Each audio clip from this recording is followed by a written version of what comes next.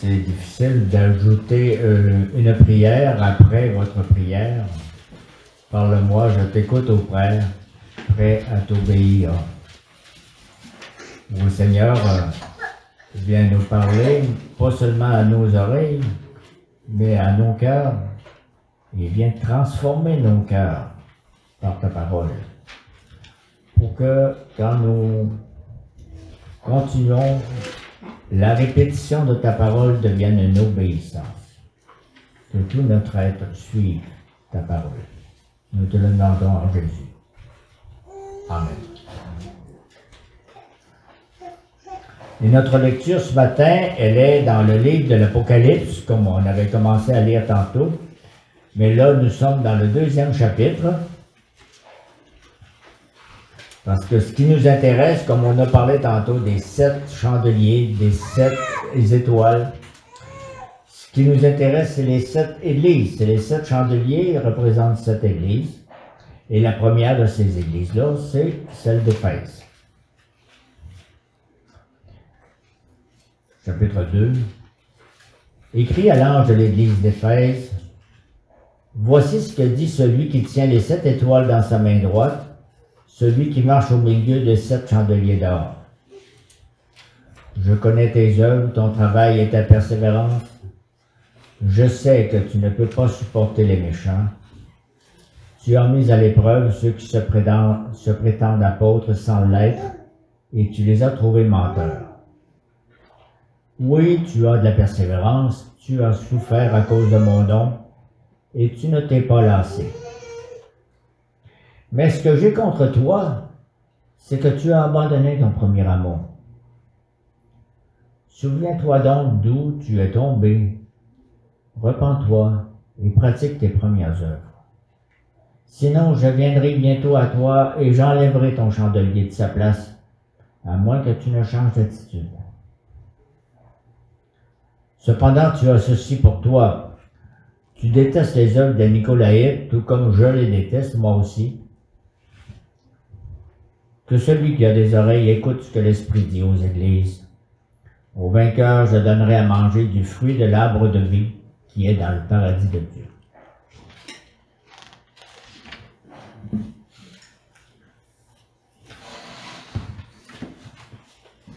Donc, on ne prêche pas souvent dans ce livre-là, à propos de ces églises-là, ça prend une petite introduction.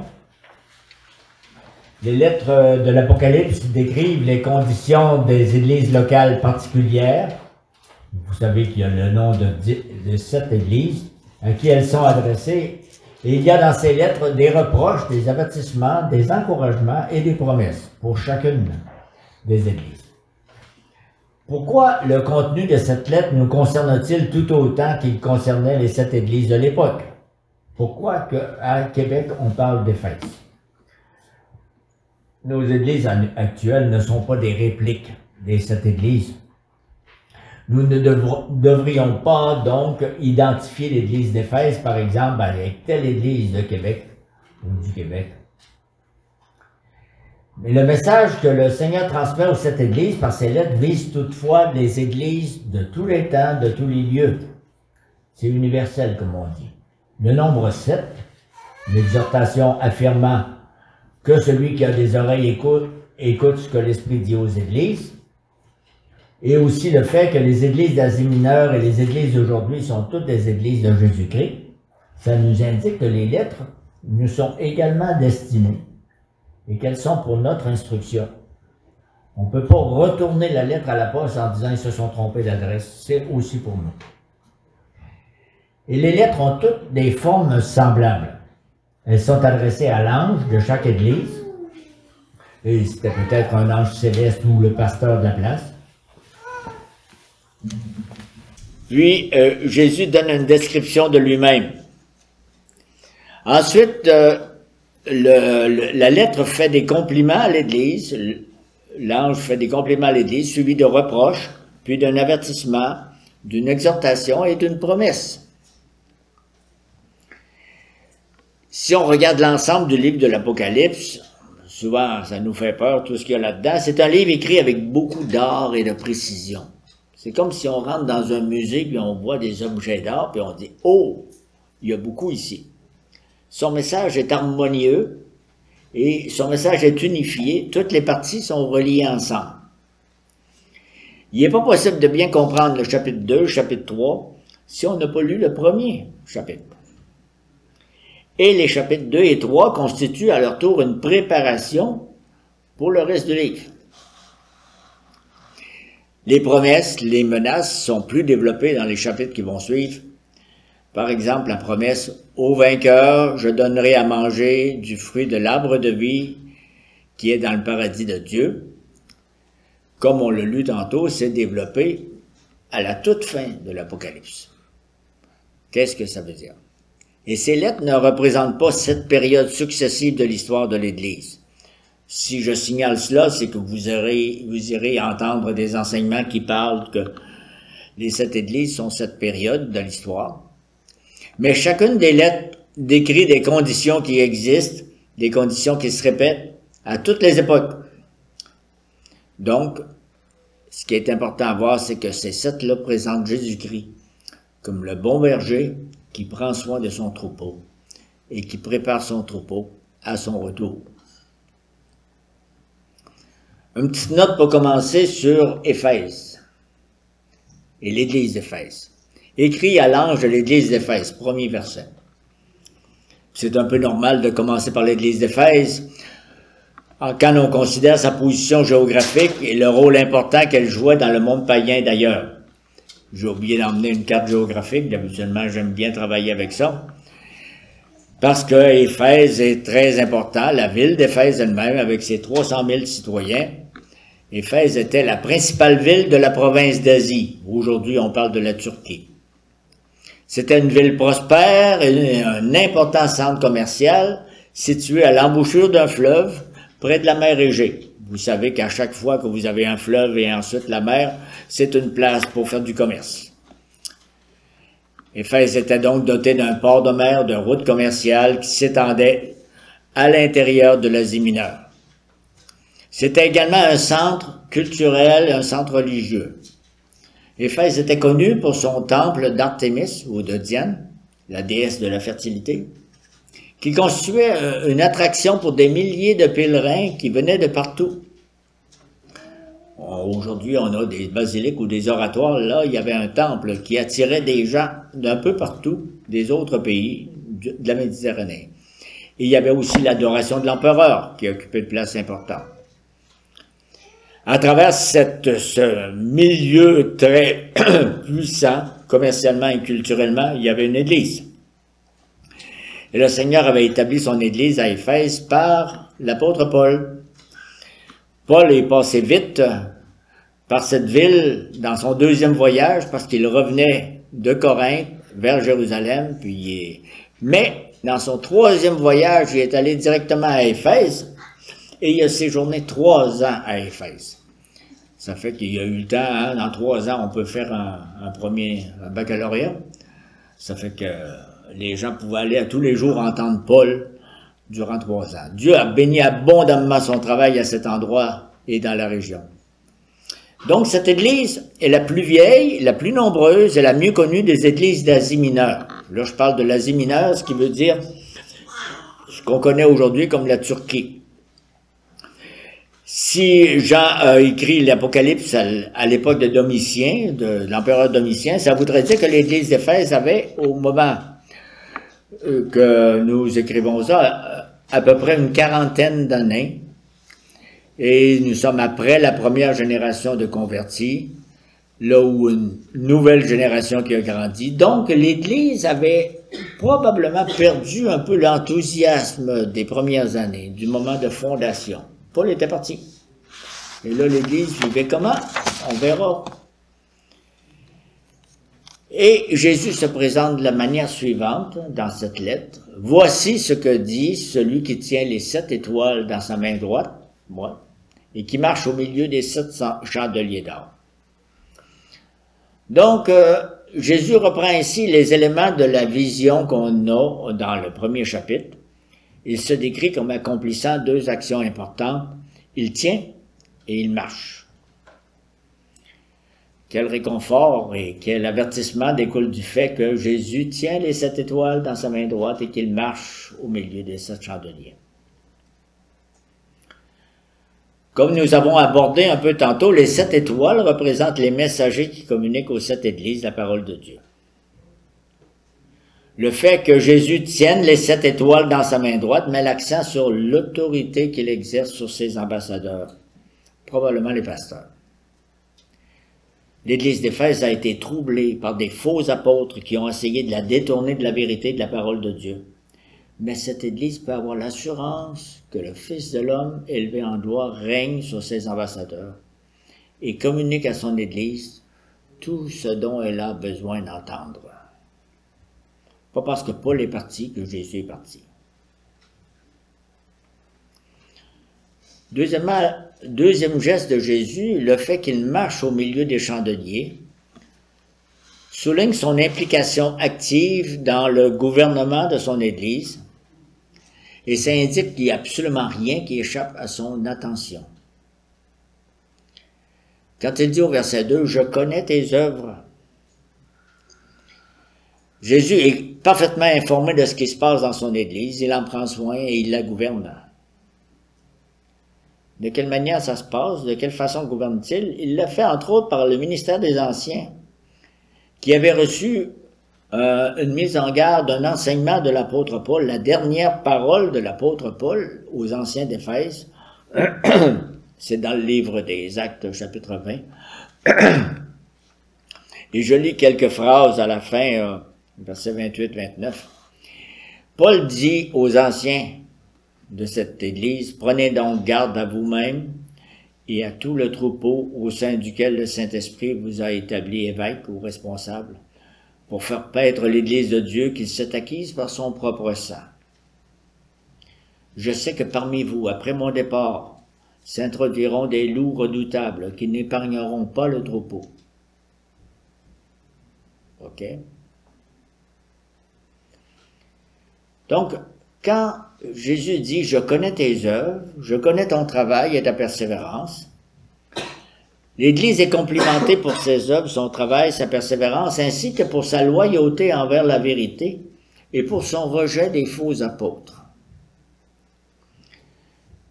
Je vous l'avais dit tantôt, c'est un centre religieux important qui reçoit des gens d'un peu partout de la Méditerranée, donc il reçoit aussi des idées d'un peu partout.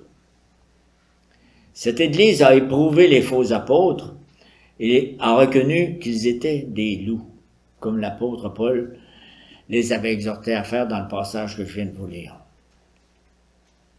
Même s'ils s'étaient déguisés en apôtres du Seigneur, l'Église a su reconnaître leur erreur doctrinale et elle a rejeté ces faux enseignants qui étaient menteurs.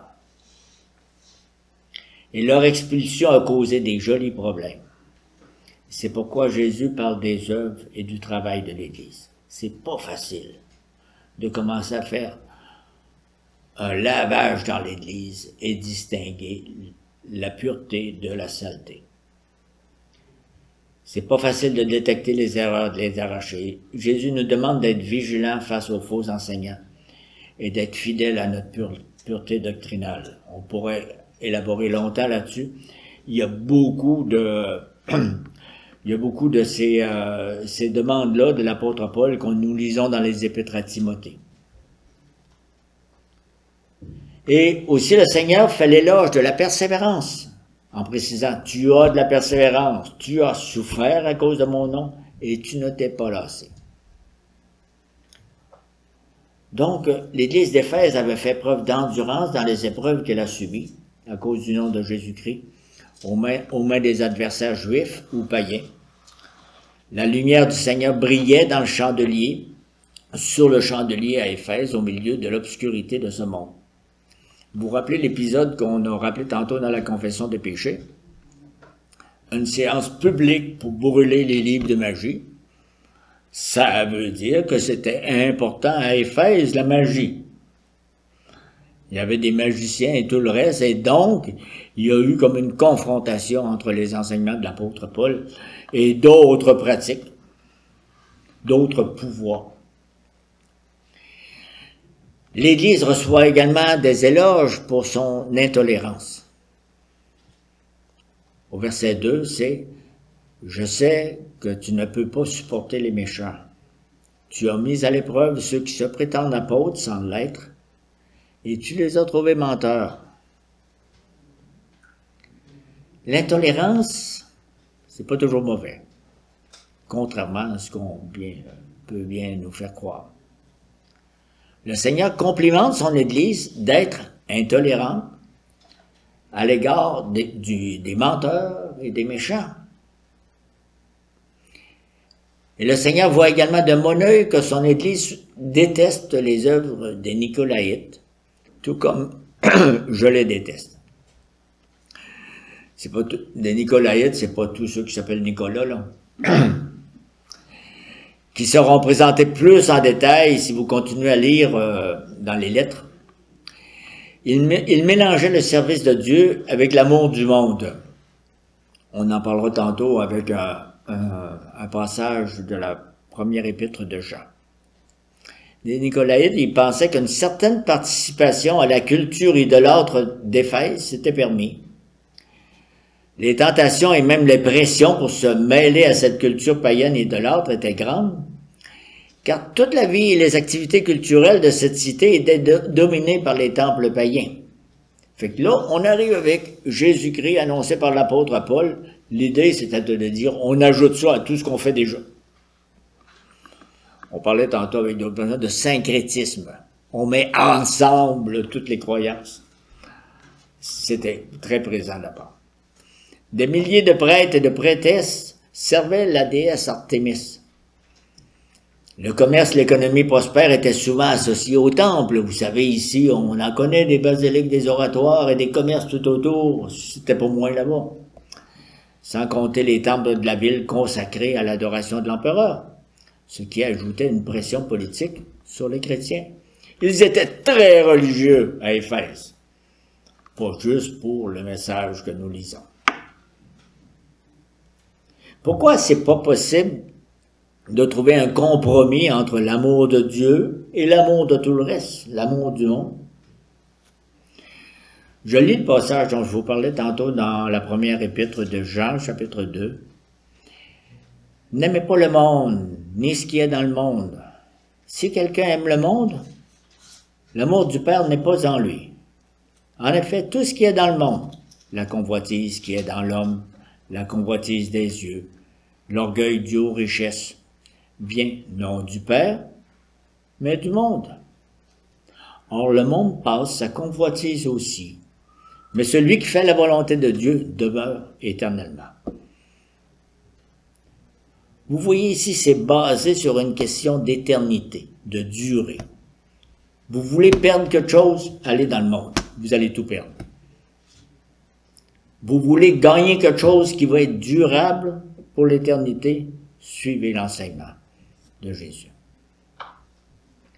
Donc, ici, l'ange a raison de faire l'éloge de l'Église d'Éphèse pour sa résistance face à toutes ces pressions d'une société profondément idolâtre. Les chrétiens d'Éphèse avaient résolu de ne pas se mêler à ces pratiques pécheresses et de refuser tout compromis avec le monde. Cela montre que cette Église ne cherchait pas seulement à préserver la pure doctrine, mais qu'elle s'efforçait également de rejeter le péché et de vivre une vie chrétienne cohérente avec ce qu'elle disait croire. Elle s'efforçait de mettre en pratique ce qu'elle prêchait. Vous savez qu'on a ça à tous les jours aujourd'hui, hein? Je crois à ça, mais je le fais pas. Comme quelqu'un me disait, et dit, en tout cas, je sais pas si ça se dit dans l'église, mais il dit, moi je suis un nudiste, non pratiquant. On peut se dire, moi je crois en Dieu, mais je pratique rien. À tous ces égards, aussi bien dans sa fidélité et à la bonne doctrine que dans sa persévérance dans les bonnes œuvres, l'Église d'Éphèse est un excellent exemple pour nous aujourd'hui. Cependant, ces éloges sont immédiatement suivis d'une vive réprimande. Habituellement, Jésus fait des compliments Avant de faire des reproches, est-ce que ça peut nous enseigner quelque chose au sujet de l'attitude que nous devrions avoir les uns envers les autres? Compliment, reproches qui suivent. Donc, on arrive au reproche au troisième point, mais ce que j'ai contre toi, c'est que tu as abandonné ton premier amour. Voilà un reproche qui nous fait trembler, n'est-ce pas? Le premier amour, c'était l'amour avec lequel l'Église avait reçu l'Évangile et confessé Jésus-Christ. Cet amour avait enflammé toute leur vie pour leur Sauveur et Seigneur. Aucun sacrifice n'était trop grand pour eux, aucun effort n'était trop pénible. Cet amour rayonnait autour d'eux dans leur témoignage pour Jésus dans le monde. Et cet amour ardent a progressivement diminué. L'Église s'est établie dans une obéissance routinière qui n'était pas plus suscitée par un amour ardent pour le Seigneur. Oui, ils étaient toujours fidèles à travailler, à persévérer, à enseigner la bonne doctrine, étant prêts à souffrir pour le nom de Jésus, mais ils avaient abandonné leur premier amour. La lumière du Seigneur était toujours présente, mais elle brillait avec beaucoup moins d'intensité dans leur cœur et dans le monde. Ça nous fait penser, disons, au premier amour d'un couple marié qui se répand dans toute leur vie conjugale et qui ensuite perd son éclat. Le mariage continue, les époux sont toujours fidèles l'un à l'autre. On peut en dire beaucoup de bien de ce couple, mais le rayonnement n'est plus là et le cœur des deux conjoints ne vibre plus comme avant. De même, il est possible qu'un membre de l'Église soit assidu aux célébrations, fidèle dans son service, persévérant dans sa foi, mais qu'il ait perdu la flamme et l'enthousiasme du début. Il est facile pour chacun de nous de tomber dans ce péché. Que le Seigneur nous en garde ou qu'il nous en relève. Pourquoi est-ce que c'est si important, indispensable de revenir à notre premier amour? On pourrait penser que la perte de ce premier amour n'a pas autant d'importance que cela. L'Église n'est-elle pas restée orthodoxe, ce qui veut dire elle possède les marques de l'Église véritable, elle est attachée à sa doctrine. Nous avons lu tantôt le symbole des apôtres et nous y croyons. L'avertissement du Christ nous montre bien toutefois que l'Église ne peut pas vivre sans ce premier amour. C'est pas un luxe qu'on ajoute en disant « oh bon, je vais m'habiller plus chic ce dimanche ». C'est une nécessité. Le premier amour, c'est au cœur du véritable christianisme. Dieu est amour, et les enfants de Dieu devraient aussi être amour, ce que nous lisons dans la première lettre de Jean. Lorsque ce service d'amour est perdu, l'Église est vouée à l'échec. Le Seigneur l'appelle à revenir pour que la flamme brille plus intensément sur le chandelier. Souviens-toi donc d'où tu es tombé. Repens-toi et pratique tes premières œuvres. Se repentir signifie passer par un changement de pensée, un changement de cœur. Je regarde un peu à côté parce que je cherche mon catéchisme de Heidelberg. Parce que dans le catéchisme de Heidelberg, on a les questions 88, 89, 90 qui nous expliquent c'est quoi une véritable conversion. Je ne l'ai pas devant moi, mais ça dit que la conversion, ça comprend deux aspects. Mortification du vieil homme et la résurrection de l'homme nouveau. La mortification du vieil homme, selon le texte de la question-réponse 89, c'est être affligé du fond du cœur à cause de ses péchés, les haïr et les fuir de plus en plus. Et la résurrection de l'homme nouveau, c'est se réjouir de tout cœur en Dieu par Jésus-Christ et mettre sa joie et son amour à vivre, selon la volonté de Dieu, dans l'accomplissement de toute œuvre bonne. Vous voyez que c'est ces deux aspects-là. Hein? Tantôt, on a dit se détourner puis se tourner vers. C'est ce qu'ils ont fait. Et le retour à notre premier amour n'implique pas seulement un enthousiasme débordant, on va chanter les bras en l'air, ainsi que l'accomplissement de bonnes œuvres. Notre premier amour ne se traduira pas simplement par on chante plus fort, mais plutôt par une humble réponse à cet appel, repens-toi et pratique tes premières œuvres. Un cœur véritablement enflammé d'amour pour le Seigneur se repentira humblement et se mettra à pratiquer de nouveau ses premières œuvres. Puisque Jésus tient les 7 étoiles dans sa main droite et qu'il marche lui-même au milieu des 7 chandeliers, son Église peut être assurée qu'il est là pour nous aider dans nos luttes et pour nous permettre de raviver cette première flamme par la puissance de son esprit.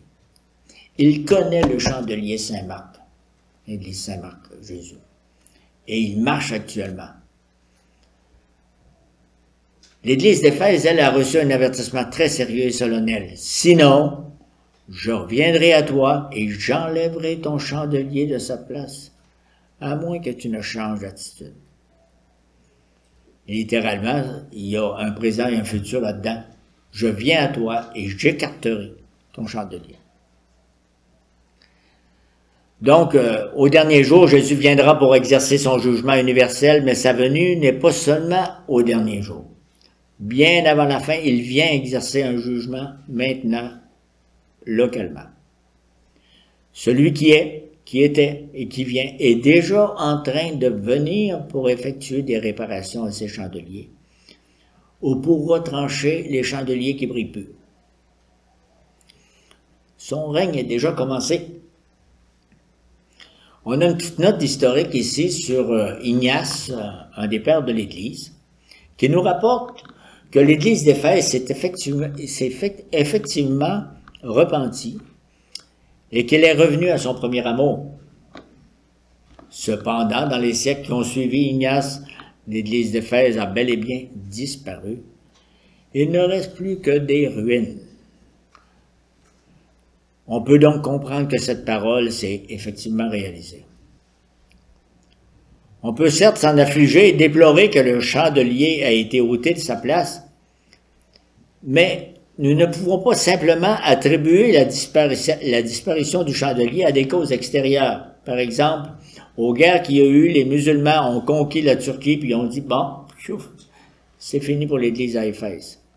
C'est le Seigneur lui-même qui a ôté le chandelier d'Éphèse par divers moyens, parce que l'Église est retombée. Il ne s'est pas repenti. Ça nous montre tout le sérieux des avertissements du Seigneur.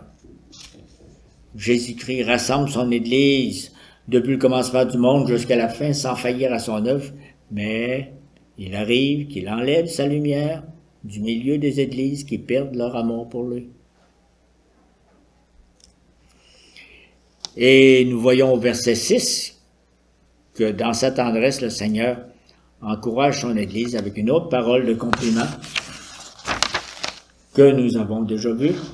Et nous passons au verset 7 qui dit « Nous trouvons la même exhortation que dans toutes les autres lettres que nous allons lire, que celui qui a des oreilles écoute ce que l'Esprit dit aux Églises. » Et ça fait penser à des textes des prophètes avant l'Apocalypse, dans l'Ancien Testament. Et cette exhortation transforme l'avertissement spécifique adressé à l'Église d'Éphèse en un avertissement de nature générale à toutes les Églises, à quiconque a des oreilles pour entendre. C'est même une parole qu'on dit à nos enfants. As-tu des oreilles? As-tu entendu? Le Seigneur nous dit ça à son Église. Et la promesse est pour le vainqueur, comme à la fin de chacune des lettres qui s'en vient. Le vainqueur est celui qui combat le bon combat de la foi et qui est victorieux.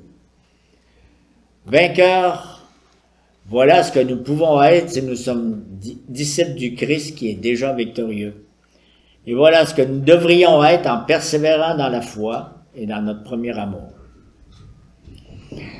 On le sait qu'il y a une grande partie de la lettre aux Romains qui se termine avec cette déclaration. Dans tout cela, nous sommes plus que vainqueurs. grâce à celui qui nous a aimés, Romains 8.